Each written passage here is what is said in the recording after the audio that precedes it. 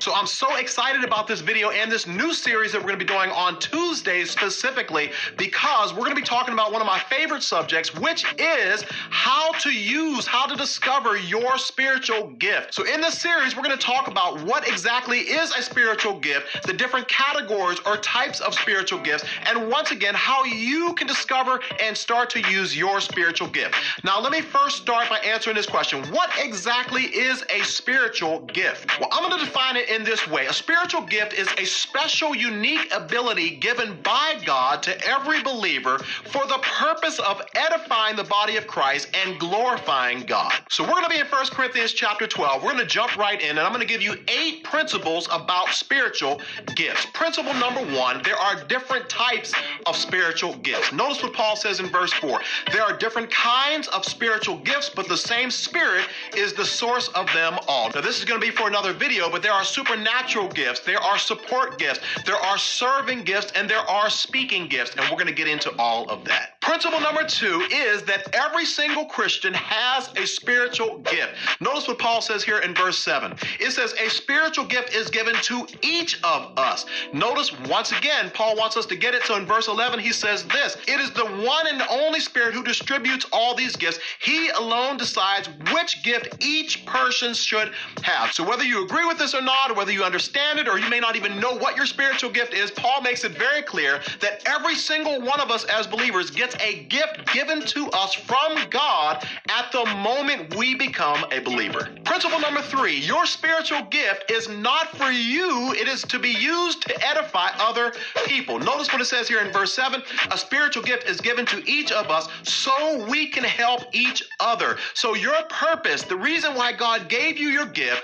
is not for you to feel good about yourself, but it is to use it to build up and edify someone else along the way in their Christian journey. Principle number 4, you do not get to choose which spiritual gifts God gives you. Notice what it says here in verse 11. It is the one and only Spirit who distributes all these gifts. He alone decides which gift each person should have. So if you are trying to covet someone else's gift and you're like, man, I wish I could play the piano like this person, or I wish I could speak like this person, or I wish I could pastor like this person, or I wish I could share my faith or be a missionary. Instead of coveting somebody else's gift, God says we should be more focused on using and developing our gift for Him. Number 5, your gift, I'm talking to you, is necessary for the whole body of Christ to function properly. Notice what Paul says in verse 15. He says this: if the foot says, I am not a part of the body because I am not a hand, that does not make it any less a part of the body. Paul says you don't get the right to say, you know what, because I'm not a preacher, because I'm not a pastor, because I'm not a worship leader, then therefore my gift does not make any major contribution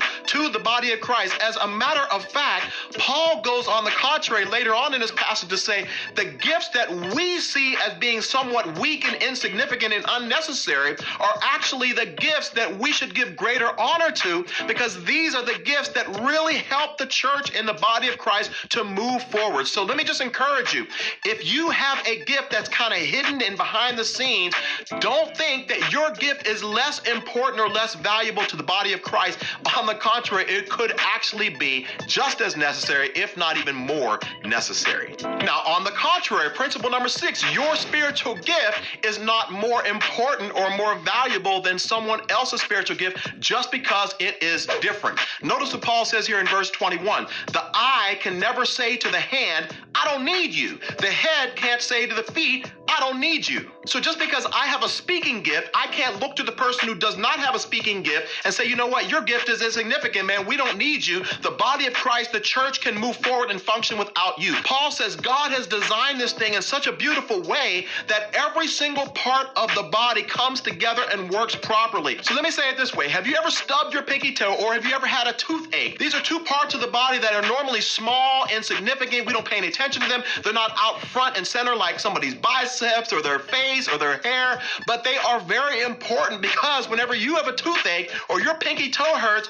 your whole body does not function well. In the same way, unless all of us come together and use our spiritual gifts, the body of Christ will not function properly. Principle number 7, spiritual gifts ought to be encouraged and supported by others. Verse 26 says this: if one part suffers, all the parts suffer with it, and if one part is honored, all the parts are glad. Listen, there should be no room in the body of Christ for jealousy and coveting and competition. Paul says whenever one person is celebrated, we should celebrate with them. If they're honored, we should honor them. But if they're suffering and they're struggling and they need encouragement, we should be the first ones there to encourage them and build them up along the way. And then the final principle is one you're probably not going to like, but it is the fact that one day you and I are going to be accountable for how well we stewarded the spiritual gift or gifts that God has given us. If you don't believe me, I want to encourage you to read Matthew chapter 25, the parable of the talents, where one guy got 1 talent, the other guy 2, the other got 5,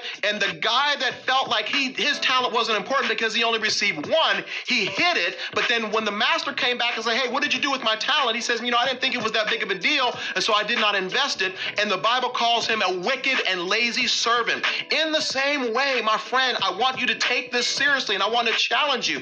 If you are not using the spiritual gift that God has given you, I want to suggest that you are not in God's perfect will for your life, because God has given you a gift. He's given you something special and something unique that you can contribute to the body of Christ. And if you're not using that gift, all the rest of us in the body of Christ are suffering because we need you to use your gift.